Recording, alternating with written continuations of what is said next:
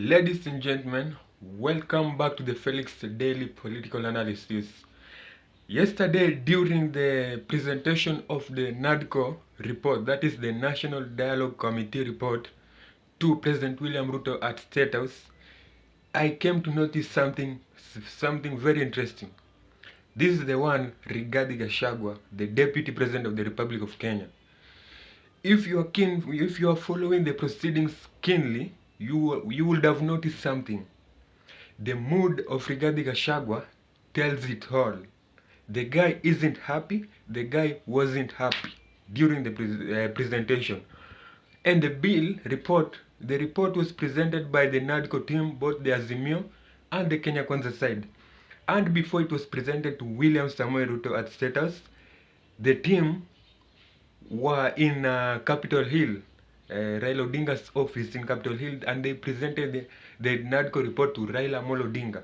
And we saw even the mood of Ichungwa there with Raila was was amazing. The guy was happy to be at the Capitol Hill for the first time, to have met Raila Amolo Odinga for that particular time, because back there they were political temperature were very high. These two guys couldn't have met, but yesterday they met. That aside, let's come back to Rigathi Gachagua's mood.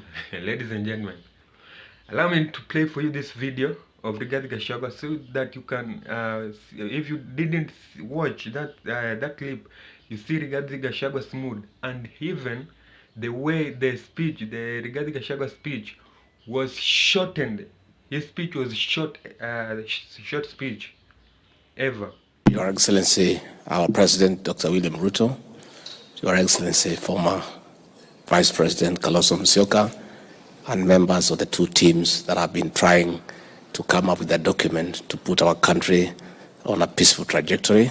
After Rigathi Gachagua's speech, you've seen the guys didn't have much to say. He spoke less.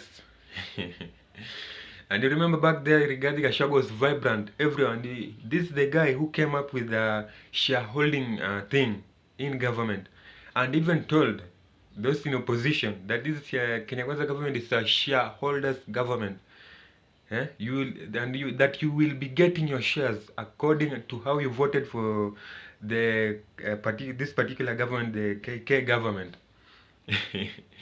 And ladies and gentlemen, in politics there are only two things: interest and betrayal. Interest and betrayal. And now Rigathi Gachagua is feeling like he's now betrayed. He's being betrayed by his boss, and is being sidelined in government issues. And by the way, even in the constitution, the functions of the deputy president that the deputy president is supposed to be undertaking, they have now been taken and been distributed to, most of them have been distributed to Prime Cabinet Secretary, that is Musalia Mudavadi.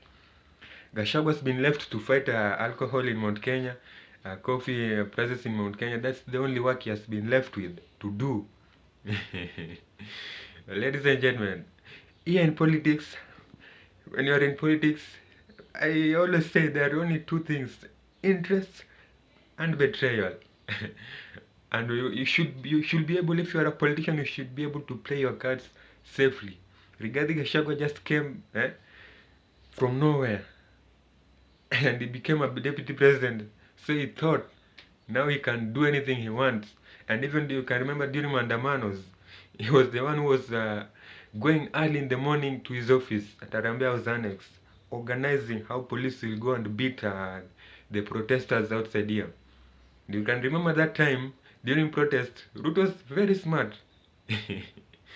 Ruto, during a protest, Ruto was always flying outside the country, so that any problem was being left to Rigathi Gachagua. And now the table has turned against him. Yesterday, that impressed me. That thing impressed me. How Gachagua was, the mood even since, but Gachagua's mood has changed since William Samoei Ruto met with Raila Odinga in Uganda. Immediately after their meeting, Rigathi Gachagua's mood changed. The way the guy used to talk changed.